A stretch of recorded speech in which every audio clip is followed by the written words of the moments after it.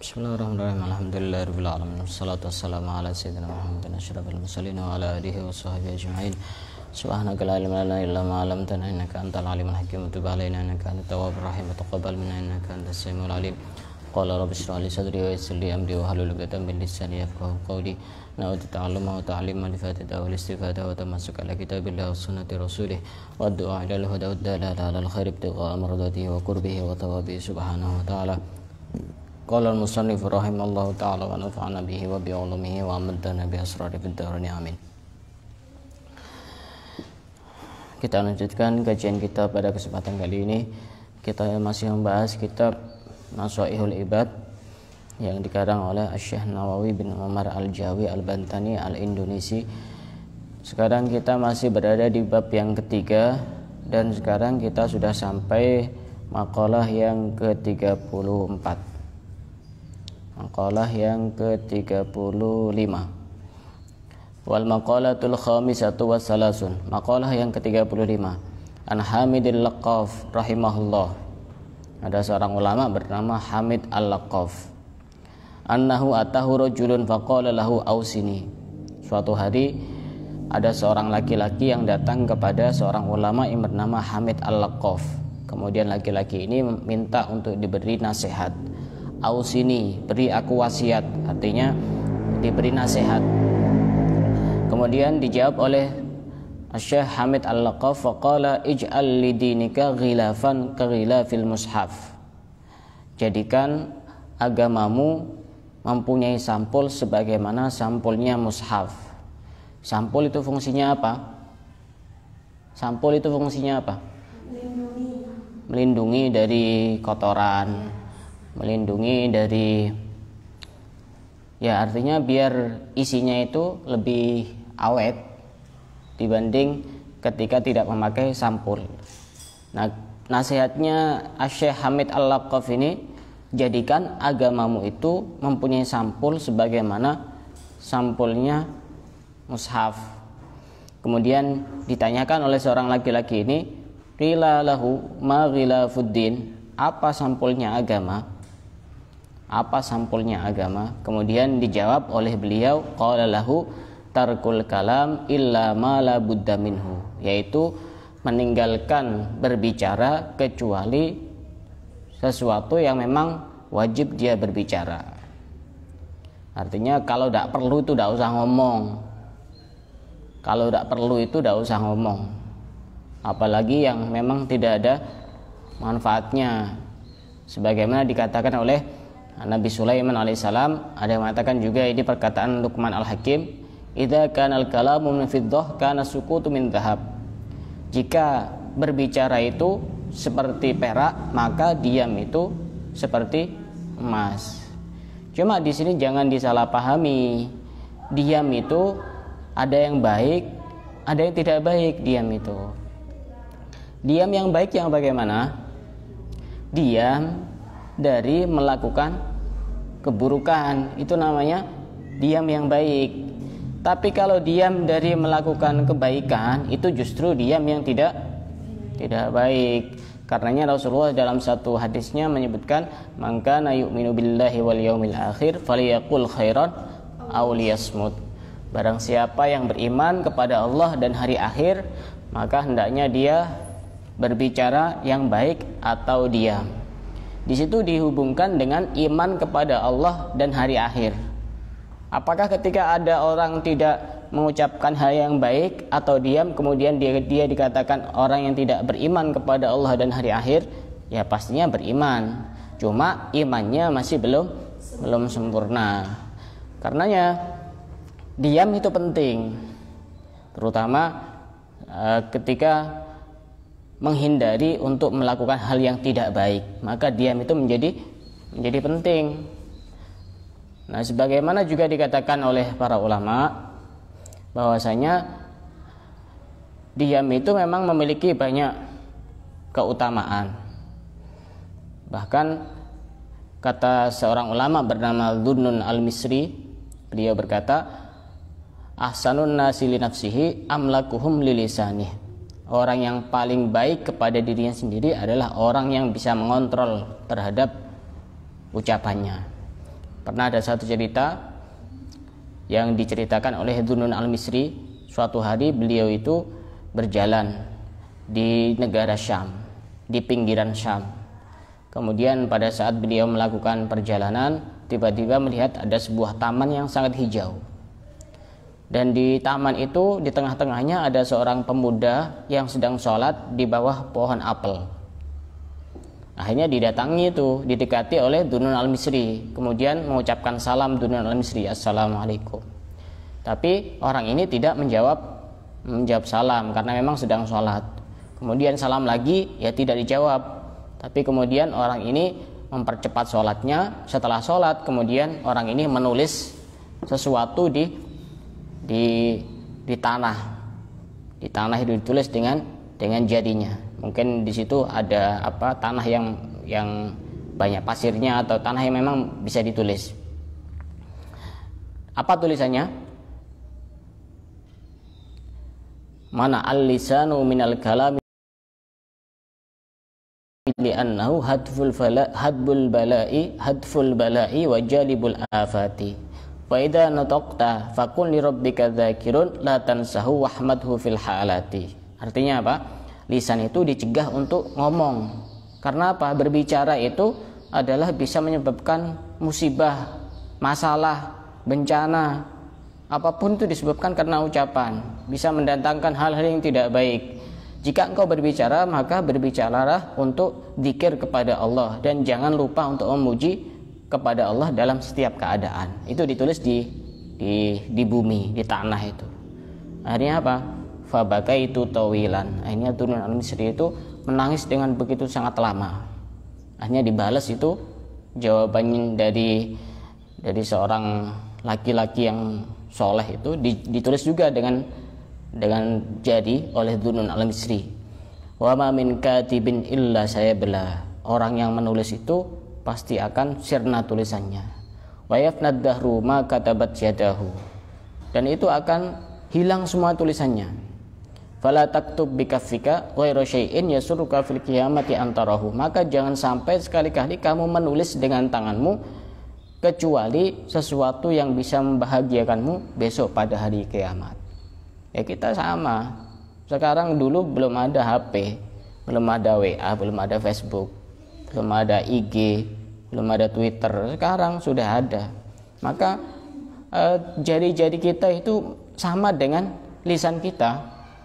Apa yang kita ucapkan tidak baik kemudian kita tulis, maka itu juga sama. Bahayanya juga sama, dosanya juga sama. Dikira kalau pas ditulis beda pembahasannya, sama semuanya sama. Karenanya dalam sebuah hadis juga dijelaskan di dalam Sahih Tirmidzi, man somata najah. Orang yang diam itu pasti akan selamat. Orang diam itu akan selamat. Dan bahkan dikatakan oleh Imam Hasan al-Basri, man kasura kalamuhu kasura saqatuhu. Orang yang banyak ngomongnya, banyak bicaranya, pasti banyak salahnya. Wa man kasura maluhu kasura ismuh. Barang siapa banyak hartanya maka dia banyak dosanya. Orang mau apa saja kan bisa karena banyak harta kan. Wa man sa'a khuluquhu adzaba nafsahu. Dan barang siapa yang buruk akhlaknya maka dia sama dengan menyiksa dirinya sendiri. Kenapa Allah itu menciptakan lisan itu cuma satu, sedangkan telinga itu dua? Telinga itu kan dua, lisan cuma satu. Kenapa? Agar kita lebih sering untuk mendengarkan daripada untuk berbicara. Afala tasma'un, afala taqilun. Coba di dalam Al-Quran ada apa enggak? Afala tatakallamun gitu. Afala taqilun, afala tasma'un, afala tubsirun. Tidakkah engkau melihat? Tidakkah engkau mendengar? Tidakkah engkau berpikir? Pernah ada enggak di dalam ayat Al-Quran, tidakkah engkau berbicara? Nah, ada satu ayat pun. Karena memang diam itu punya banyak manfaat. Tapi ya jangan diam itu diartikan pokoknya diam itu bagus. Ya diam dari apa dulu? Kalau diamnya dari hal yang tidak baik ya justru tidak baik. Kemudian dikatakan juga, pernah Ada seorang ulama ditanya, kenapa engkau sering diam wahai ulama? Kemudian ulama ini menjawab, inni lam andam ala sukuti qattun wa qad nadimtu alal kalami miraron. Aku tidak pernah menyesal dengan diamku, tapi seringkali aku menyesal dengan ucapan. Aku tidak pernah menyesal sekalipun ketika aku diam, tapi berkali-kali aku menyesal ketika aku berbicara. Kadang-kadang kita itu kalau ngomong sama orang, kadang tidak sengaja nyakiti orang. Kalau kita prosentase antara diam dan ngomong dan bicara itu lebih banyak selamatnya diam. Kadang-kadang kita sudah kadang terlanjur, kenapa tadi saya kok ngomong? Coba saya diam saja, tidak ngomong. Itu kan pasti selamat. Ya memang orang lebih banyak menyesal ketika berbicara daripada ketika diam, dan bahkan mungkin tidak jarang sekali untuk menyesal. Karenanya memang diam itu ya harus kita prioritaskan. Tidak usah ngomong yang tidak penting-penting. Diam itu, orang yang diam itu punya wibawa biasanya itu. Dikatakan oleh Imam Sufyan Ats-Tsauri, as-samtu amanun min tahrifil labdi. Diam itu bisa menjadikan orang aman dari mengada-ada. Ya, karena orang kalau banyak ngomongnya biasanya kadang-kadang mengada-ada itu ceritanya itu, kadang ditambah-tambahi. Wa ismatun min zaygin nutqi, dan juga terjaga dari ucapan-ucapan yang tidak baik. Wa salamatun min fudulil qauli, dan juga bisa selamat dari ucapan-ucapan yang berlebihan. Wa haibatun li sahibihi, dan bisa menjadikan orang itu menjadi orang yang berwibawa. Orang diam itu kalau bodoh tidak kelihatan. Kalau diam itu kayaknya orangnya berwibawa itu, padahal ya benar-benar bodoh. Diam itu bisa menutupi kebodohan dan bisa mengagungkan seseorang. Itu diam itu. Karenanya kalau kita pengen agama kita itu menjadi agama yang bagus, maka harus ada sampulnya. Nah, sampulnya apa? Pertama, jangan ngomong kecuali jika memang ada perlunya. Ya, perlu itu bisa jadi urusan duniawi, bisa jadi urusan agama. Semisal orang jualan, ditanya, Mbak ini berapa? Diam terus. Diam itu bagus. Falyakul khairan aw liyasmut. Ya, tutup itu nanti gulung tikar. Yang ngomong harganya 50.000, udah bisa kurang, Mbak? Diam lagi. Ya sudah, kabur semua penjualnya itu. Jadi harus bisa memposisikan pada saat bagaimana kita diam, kan begitu. Karenanya juga dikatakan di sini, wasakitu fil haqqi kannatiki fil batil. Orang yang diam di dalam melakukan kebaikan, maka seperti orang yang mengucapkan kebatilan. Misal dia punya ilmu, misalnya diam, ini diam yang tidak baik. Punya ilmu kok diam, ini diam yang tidak baik. Justru orang yang menyembunyikan ilmu itu sangat bahaya. Karenanya orang punya ilmu itu wajib ngajar. Wajib ngajar. Mau ngajar kepada siapa? Terserah. Yang penting wajib ngajar, karena orang menyembunyikan ilmu itu bahaya. Di beberapa hadis sahih disebutkan, maka nanti orang tersebut akan dikalungkan dengan kalung yang terbuat dari api neraka. Orang yang menyimpan ilmu, apalagi ditanya, pasti tidak menjawab jika memang dia tahu. Kalau tahu wajib dijawab, selama jawabannya ini memang dibutuhkan. Tapi kadang-kadang ada pertanyaan itu, walaupun orang yang ditanya itu tahu, tapi tidak menjawab karena tidak ada manfaatnya untuk dijawab, karena tidak dibutuhkan. Karena ada beberapa ilmu itu yang hanya orang-orang tertentu, yang dijelaskan kepada orang-orang tertentu. Ketika dijelaskan kepada sembarang orang nanti akan salah paham, sehingga menjadikan terkotori ilmu itu sendiri. Kayaknya jadi orang punya ilmu, saya yakin kalian semuanya punya ilmu, wajib diajarkan, ditularkan. Apalagi di zaman sekarang gampang cara menyebarkan ilmu itu, bisa lewat media sosial, bisa lewat tulisan, atau bisa lewat sahabat dan lain sebagainya. Karena tanggung jawab, benar-benar tanggung jawab. Kalau misalnya ada orang mondok bertahun-tahun, kadang ada yang sampai 10 tahun, pas kemudian di rumahnya diam, apa manfaatnya? Itu diibaratkan oleh Imam Ghazali sama seperti orang nanam pohon bertahun-tahun sampai besar, ketika berbuah dibiarkan saja tidak dinikmati. Ya apa, menghabiskan waktu dan tenaga. Itu akan menjadi sesuatu yang membahayakan kepada dirinya sendiri. Ilmu itu seperti pisau, kalau tidak diasah dia akan berkarat. Ketika sudah berkarat itu bahaya, bisa menyebabkan infeksi. Akhirnya ketika orang berilmu itu tidak mengajarkan ilmunya, tidak menyebarkan ilmunya, nah, paling ketika ada orang yang maju itu, alah itu kan sudah pernah saya belajar kayak gitu, nggak usah dengarkan. Nah, kalau cuma seperti itu, saya sudah berkali-kali belajar di pondok, hanya jadi penyakit. Kenapa? Karena tidak pernah diasah itu ilmunya itu. Betul itu. Rata-rata yang protes itu yang berilmu biasanya. Kalau orang bodoh kan iya, udah pokoknya sudah. Apa katanya ustadznya, apa kata gurunya sudah, apa kata kiainya. Coba yang pernah mondok itu, sudah biasa kayak itu, sudah pernah belajar. Apa yang aneh? Yang aneh ya kamu tidak pernah ngajar, gitu loh. Tidak pernah nyebarkan ilmunya, itu yang jadi aneh itu. Itu biasanya yang jadi penyakit justru orang yang berilmu, bukan orang bodoh. Orang yang berilmu. Ini pertama, kalau kita ingin melindungi agama kita, ya kita harus ada sampulnya. Sampul yang pertama itu namanya tarkul kalam illa ma la budda minhu. Tidak ngomong kecuali ada perlunya.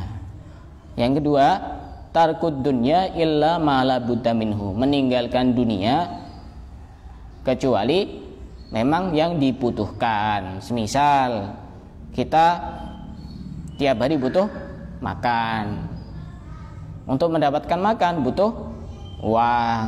Untuk mendapatkan uang butuh kerja. Ya berarti kerja ya memang kebutuhan. Jangan kemudian diam berpangku tangan. Oh itu dunia, saya tidak cinta dunia. Justru cinta dunia itu kadang-kadang juga wajib ketika memang itu sebuah kebutuhan. Ya boleh-boleh saja. Ya, karena memang kita butuhnya seperti itu, atau memang untuk hal-hal yang manfaat. Kalau saya nanti rezekinya melimpah ruah, ibadah lebih tenang, kan gitu. Kalau lagi tidak punya uang kan ibadahnya itu kayaknya mikir terus gimana caranya saya dapat uang itu. Tapi yang penting ini ikuti rumus saya. Nggak usah khawatir urusan rezeki. Nggak usah khawatir urusan rezeki. Saya sering kali cerita, saya itu tipe orang yang sangat percaya sekali terhadap rezeki. Ketika saya sekarang tidak punya uang, besok saya yakin pasti punya uang, dan itu benar. Contoh, nggak usah jauh-jauh. Sekitar kemarin ini saya tidak punya uang sama sekali. Yang saya pegang maksudnya. Kalau di ATM biasanya saya gunakan untuk yang lain. Jadi kadang-kadang jarang saya ambil kalau yang di ATM itu. Yang di dompet saya tidak punya uang sama sekali. Tapi saya yakin besok pasti punya uang. Tidak usah nunggu sekarang. Tadi malam tiba-tiba ada tamu datang ke rumah, mau berobat. Ya sudah biasa itu. Saya udah ngarep tamu datang, tiba-tiba datang sendiri, masa diusir. Pulang ya ngasih sangu kepada saya terima. Itu ya harus yakin. Makanya di dalam Al-Quran itu disebutkan innallaha huwar razzaq. Inna, kalau dalam ilmu pesantren itu inna itu menunjukkan sesungguhnya. Ini untuk mengatakan kepada orang yang tidak begitu percaya, sesungguhnya. Sudah dikatakan inna, pas ditambahi huwa ini artinya Allah, ditambah lagi Allah. Untuk penguatan sampai dikuatkan 3 kali di dalam satu ayat itu. Innallaha huwar razzaq. Inna, kemudian Allah, ditambah lagi huwa, ya Allah itu yang akan memberi rezeki. Pas ditambahi ar-razzaq, yang memberi rezeki, yang paling banyak memberi rezeki. Karena kadang orang tidak percaya, dikira yang memberi rezeki itu pekerjaan. Hanya gampang galau ketika sudah berhenti dari pekerjaan itu. Saya nanti dapat uang dari mana? Jangan membatasi rezeki dari satu pintu. Rezeki itu banyak, jalurnya itu banyak, bukan dari satu pintu. Dikira kalau sudah dipecat dari satu perusahaan gitu, kemudian Allah tidak ngasih rezeki. Bisa jadi ngasih rezeki lewat jalur yang lain. Nggak usah galau. La yaksur hamuk ma qadir yakun. Nggak usah galau. Yang sudah ditakdir sama Allah pasti akan terjadi. Mau mikir kayak sekeras apapun, semuanya sudah ada takdirnya itu. Itu yang kedua. Yang ketiga, wa tarku mukhalatatin nasi illa ma la budda minhu. Jangan sering-sering kumpul sama orang kecuali memang ada keperluannya. Kalau tidak perlu jangan nongkrong, jangan nimbrung, gosip. Akhirnya gosip itu biasanya. Kalau tidak perlu nyari teman. Kalau sudah nyari teman, sudah itu. Mulai sudah jurus-jurusnya itu. Enak-enak sendiri. Makanya kadang-kadang orang tidur tuh berpahala. Kenapa kok berpahala? Kalau diniatkan agar tidak hibah, agar tidak ngomong yang tidak baik, itu bisa berpahala. Karena di sini juga Imam Nawawi mengutip perkataan dari Asy-Syaikh Abdul Qadir Al-Jailani radhiyallahu anhu, yang sering kita kenal Sultanul Aulia, pemimpin para wali. Kata Asy-Syaikh Abdul Qadir Jailani, manusia itu dibagi menjadi 4. Kita termasuk tipe yang mana? Pertama, rajulun la lisana lahu wala qalbun. Orang yang tidak punya lisan juga tidak punya hati. Maksudnya di sini tidak punya lisan bukan berarti tidak punya mulut, tidak punya hati, bukan. Yang dimaksud dengan tidak punya lisan itu dan tidak punya hati, wahwal asi, yaitu orang yang bermaksiat. Al-wurri yang tertipu, al-ghabi yang bodoh. Sudah maksiat, tertipu, bodoh, tolol, goblok, gitu kan. Kenapa kok dikatakan orang yang tidak punya lisan dan tidak punya hati? Yang ngomongnya sembarangan. Hatinya juga gampang suudzon sama orang. Ada iri, ada dengki, ada benci. Itu namanya orang yang tidak punya lisan dan juga tidak punya hati. Na'udzubillah min dzalik. Kata Syekh Abdul Qadir Jailani, "Fahdhar an takuna minhum." Jangan sampai kamu jadi orang jenis seperti ini. Wala takum fihim. Jangan kumpul sama orang-orang seperti itu. Fa innahum ahlul azab. Karena mereka itu orang-orang yang akan mendapatkan azab. Kenapa? Karena Allah itu ketika menurunkan azab terhadap satu kaum yang melakukan maksiat, maka Allah itu sudah tidak pandang-pandang. Semisal kita kumpul dengan orang yang biasa minum minuman keras di dalam satu perkumpulan itu, ketika Allah menurunkan azab, walaupun kita termasuk orang yang paling soleh, maka kita juga terkena azab. Itu bedanya.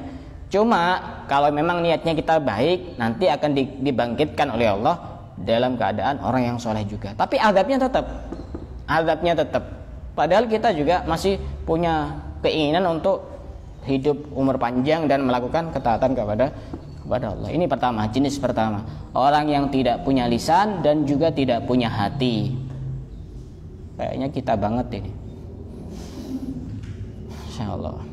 Yang kedua, rajulun lahu lisanun bila qalbin. Ada orang yang punya lisan tapi tidak punya hati. Ini penyakitnya tat ustad ini. Lora-lora ini. Pintere-pintere ini. Penyakitnya ini. Punya lisan tapi tidak punya hati. Siapa yang dimaksud tidak punya lisan dan tidak punya hati? Fayantiku bil hikmah wala ya'malu biha. Kalau menjelaskan ilmu, kalau ceramah, kalau tausiah, Masya Allah, menggebu-gebu. Mari kita semuanya menghadiri pengajian, menghadiri majelis ta'lim, wala ya'malu biha, dan tapi dia tidak mengamalkan apa yang dia ucapkan. Yad'un nas ilallah wa huwa yafirru minhu. Dia mengajak manusia untuk dekat kepada Allah, tapi dia sendiri lari dari Allah Subhanahu wa ta'ala. Saya pernah dengar informasi ada salah seorang ustadz begitu, tidak saya sebutkan daerahnya, ya suka ceramah, tapi di kamarnya banyak botol minuman keras, dan ini sudah fakta. Ini namanya orang punya lisan tapi tidak punya hati, ngajak kepada orang tapi dia tidak mengamalkan. Apa kata Imam Ghazali? Kalau ketemu dengan orang jenis seperti itu, faba'ad minhu, menjauh. Orang seperti itu menjauh. Di alla yakhtafaka biladhi lisanihi, agar engkau tidak tersambar dengan kemanisan lidahnya, dengan ucapan manis dari lidahnya, sehingga nanti engkau akan diazab oleh Allah. Wa yaktulaka natnu qalbihi, dan akan membahayakanmu busuknya hatinya. Orang tersebut itu busuk. Tapi lagi-lagi jangan gampang menilai orang dari luarnya. Kalau sesuatu itu baik, jangan langsung gampang suudzon. Misal ada seorang ustadz, kiai, mubalik, lora, ceramah, paling itu juga tidak ikhlas. Ngerti dari mana? Ikhlas itu urusan hati. Itu paling niatnya pamer. Kamu ngerti dari mana? Bisa masuk ke hatinya orang? Tidak bisa kan? Tidak bisa. Artinya kalau memang benar-benar seperti itu, kita ngerti secara nyata, jauhi orang seperti itu, bahaya.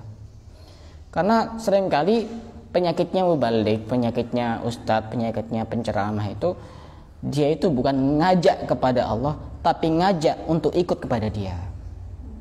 Ini yang jadi bahaya. Ketika tidak ikut kepada dia, ikut kepada orang lain yang juga sama-sama ustadz, dia sakit hati.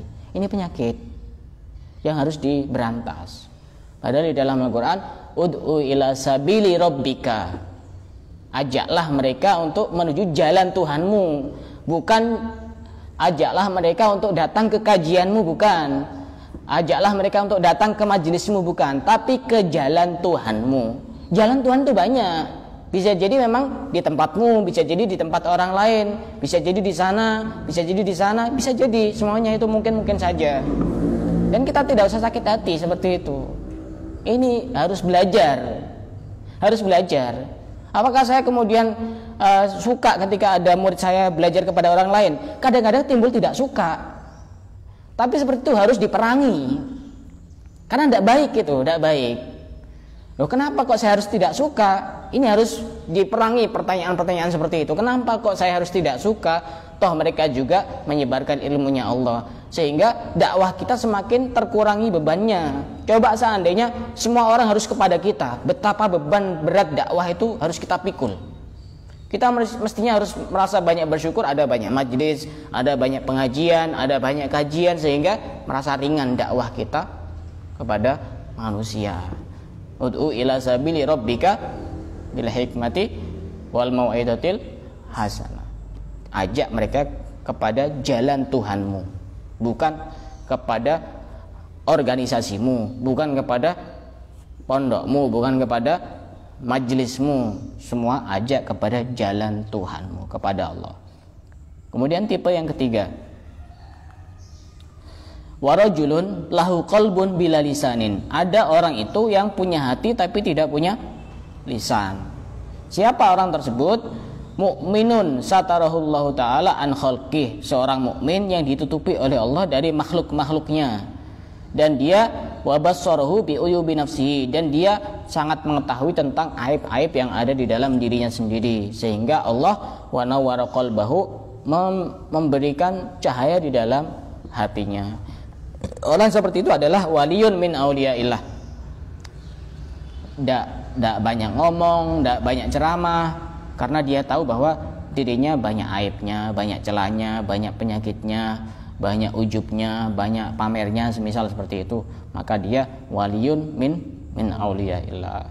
Maka tugas kita ya mendekat kepada beliau-beliau itu. Karena memang ada sebagian wali itu yang memang tidak ceramah, tapi banyak didatangi orang. Itu ada macam-macam. Ada wali juga yang ceramah, ada yang tidak ceramah. Itu termasuk wali. Orang yang punya hati tapi tidak punya lisan. Artinya sering diam, tidak gampang ngomong, tidak banyak ngomong, sering diam. Kemudian yang keempat, ini level yang paling tinggi levelnya. Warajulun ta'allama wa 'allama wa amila bi ilmihi. Ada orang yang belajar, Ada orang yang cari ilmu, kemudian mengajarkan dan mengamalkan.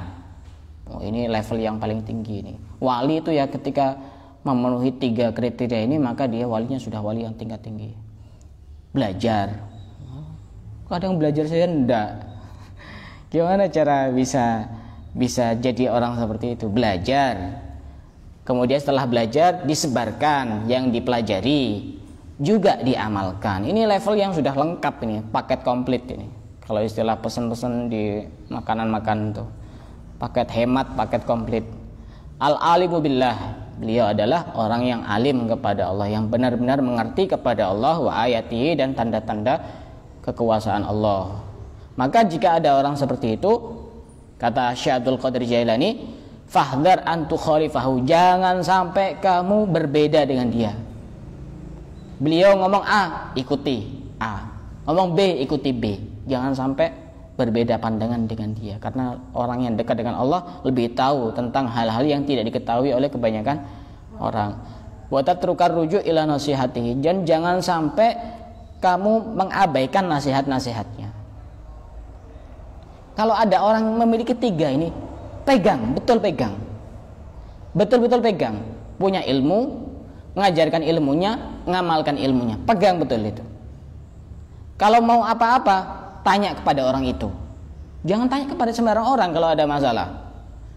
Apalagi yang berkaitan dengan aib, nanti dia tidak bisa menjaga rahasia. Tanya kepada orang berilmu. Kata Habib Abdul Qadir, kalau kita sedang punya masalah, mau curhat itu ya pilihannya 2, kepada Allah atau kepada orang yang berilmu. Nanti akan dapat solusi. Minimal kalau misalnya tidak dapat solusi, kamu itu tidak salah jalan, karena tanya kepada orang yang tepat begitu. Nah, itu ada 4 orang tipe manusia. Pertama, orang yang tidak punya lisan dan tidak punya hati, yaitu orang yang banyak maksiat, naudzubillah min dzalik. Yang kedua, orang punya lisan tapi tidak punya hati, yaitu orang yang bisanya cuma ngajak tapi tidak mengamalkan. Yang ketiga, orang yang punya hati tapi tidak punya lisan, itu para kasih-kasih Allah yang sering diam tapi hatinya bersih, hatinya suci, tidak gampang suudzon, tidak gampang berprasangka buruk, tidak iri, tidak dengki, tidak benci. Kemudian yang keempat ini dan semoga kita menjadi tipe orang yang keempat ini, seorang yang belajar, cari ilmu, mengajarkan ilmunya dan mengamalkan ilmunya. Itu yang sudah lengkap, yang kita langsung bisa merujuk kepada beliau-beliau itu. Dan ini masih banyak. Dan insya Allah pada pembahasan sebelumnya, pada pembahasan setelahnya masih ada lanjutan dari makalahnya beliau. Insya Allah akan kita lanjutkan pada pertemuan yang akan datang. Dari sini ada yang mau ditanyakan? Silakan. Nah, untuk yang tipe ketiga, yang tipe kedua, kalau kita ngajak orang itu, niatkan untuk menasihati diri sendiri. Pertama itu. Jadi jangan gampang-gampang orang nulis story, status di WA, sok bijak, sok suci, sok baik gitu. Bisa jadi dia itu sebenarnya untuk mengingatkan dirinya sendiri. Cuma kenapa kalau ditulis, biar yang lain juga mungkin ada yang membutuhkan, sehingga hidayah Allah itu tidak ada yang tahu. Kita nulis berapa ribu kata dari berapa story, itu bisa jadi ada satu saja yang sudah masuk ke otak dan hatinya orang, kita tidak tahu. Bisa jadi berubah. Dan itu pernah saya rasakan ketika saya masih di Tarim. Saya itu rajin update status, mungkin sehari 5 kali kayak orang sholat di Facebook gitu. Ada seorang perempuan dari Sumatera, itu kebiasaan sehari-hari dia buka aurat, jadi sering pakai rok mini itu. Ya, sering ngikuti status di Facebook saya, berubah total. Jadi berjilbab, jadi ini dan itu. Dan itu ditulis dalam satu buku. Kita tidak tahu, tidak usah putus asa. Tidak usah kemudian kita saya siapa ya, saya bukan ustazah, saya bukan bu nyai, bukan mak nyai. Terus apa? Nyi Ronggeng gitu. Si Roro Kidul gitu. Iya, siapa yang bilang kamu bu nyai gitu. Tidak usah. Dakwah itu tugas kita semuanya. Bukan tugas orang ustadz, bukan tugas kiai, bukan tugas ustazah, bukan. Dakwah itu tugas kita semua. Bukan pilih-pilih, tugas kita semua. Ya bisa jadi karena kita sering nge-share hal-hal yang baik, bisa jadi hati kita berubah atau pribadi kita berubah. Semisal contoh, oh saya sering nge-share yang baik, masa saya tidak jadi baik, kan malu.